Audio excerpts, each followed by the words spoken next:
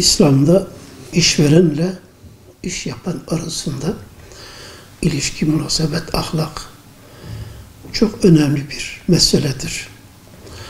Hazreti Peygamber Aleyhisselatü Vesselam'ın sık sık üzerinde durduğu ve ashabına tavsiyelerde bulunduğu bir meseledir. Çünkü bu hak hukuk meselesidir. Sürekli işçi, işverenin hemen gözü altında, gözü önünde değildir. Bazen gözü önünde olabilir ama çoğunlukla gıyaben çalışır, iş yapar. Bundan dolayı başta işverende dürüstlük olması gerekiyor. İşveren dürüst olması lazım. İşçinin hakkını yememesi lazım. Ücretini tam vermesi lazım. Ücretini zamanında ödemesi lazım.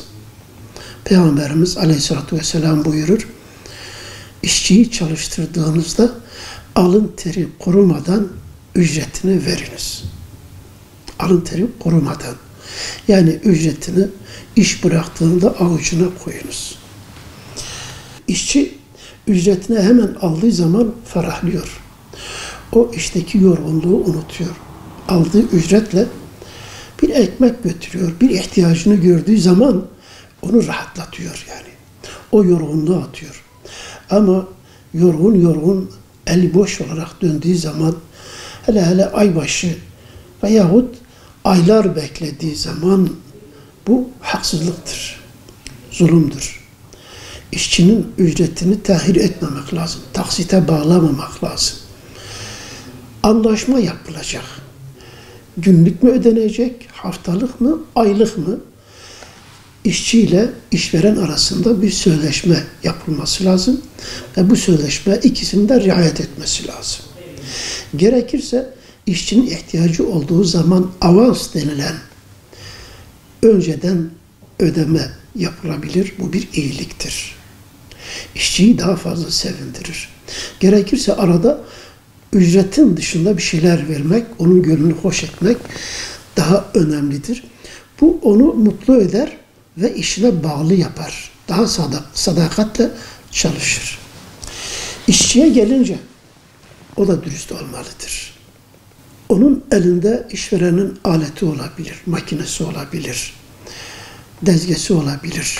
Bu ona emanettir. Emanete ihanet etmemesi lazım. Malzemesini sağlıklı kullanması lazım. Kendi malı gibi kullanması lazım. Nitekim çoğu işçiler kendi malı olmayınca çok hor kullanırlar. Kısa sürede yıpratır, çöplük yaparlar. Bu yanlıştır. Bu iş ahlakı değildir. İşte ahlak denilen iş ahlakı bu iki şahıs arasında dikkat edilmesi gerekiyor. İşveren şahıs olabilir, kurum olabilir, şirket olabilir, devlet müessesesi olabilir. Neyse, ona teslim edilen malzeme neyse onun elinde emanettir. Onun zayi olmasından, çalınmasından sorumludur. Kendisini sorumlu tutması lazım. Ama zayi ederek, yıpratarak sonra bahanelerle işin içinden çıkmak bu yanlıştır. Bu günahtır. Emanete ihanet etmemesi lazım. Ve kendi işi gibi çalışması lazım. İş sahibi başındayken güzel çalışan işçiler ama iş sahibi olmayınca, gıyabi olunca keyfine bakan işçiler bu dürüstlüğü ihlal ediyor. Bu ahlak değildir. İşçilik ahlakı değildir. Onun gözüne girmek için riyakarlığa da gerek yok. Aynı tempoda, aynı sistemde çalışması güzel bir ahlaktır, örnektir. Ama arkasında da aynı şekilde çalışması lazım. Çünkü işveren işine bakar. O anki işi onun gözüne gelmez. İşin seyrine bakar. Genelde iş düzgün çıkıyorsa, hele standart işlerde ki sanayi devriminden sonra artık işçilik de format değiştirdi. Makineyle birlikte çalışmak zorundadır. Makine çalışıyorsa işçi duramaz. Makineyle bağlı olarak çalışır. Kapitalist sistem bu noktada işçileri çalışmaya mecbur ediyorlar. Fakat ne yapıyorlar? makinede bir arıza yaratıp makine çalışmayınca o da bir müddet istirahat edecek. Bu iş ahlakına aykırıdır. Buna dikkat edilmesi gerekiyor. Hasılı gerek işveren olsun, gerek işçi olsun, başta Allah'tan korkması lazım. Yani her şeyde Allah ikisini de gözetmektedir. Sen bir hile yapıyorsan iş sahibi görmez de Allah görür. Buna dikkat etmesi lazım. İşveren de ben işte bu şekilde kullandım, işimi yürüttüm, işimi yaptı ya, o anı düşünmesi değil, ahirette yediği hakkı düşünmesi lazım. Ve onu hesap ederek işçinin hakkını koruması lazım. Günümüzde işçi ile işveren arasında bazı sıkıntılar çıkıyor. Ki artık bu sanayi devriminden sonra bunlar geçmişte olmayan ama şimdi ortaya çıkan bazı formatlar, bazı ahlaklardır. Örneğin sigorta, tazminat. Geçmişte bunlar yoktu. Bunlara eğer pazarlık konusu yapılmışsa bunu da yememesi lazım. Yani pazarlık konusu olmuşsa sigortasını yatıracak ama yatırmamış. O onun hakkını yemiştir. Onu yatırması lazım. İş tazminatı ödemesi lazım. Maaşın dışında ikramiye bunlar konuşulmuşsa bunlar aynı ücrete dahildir.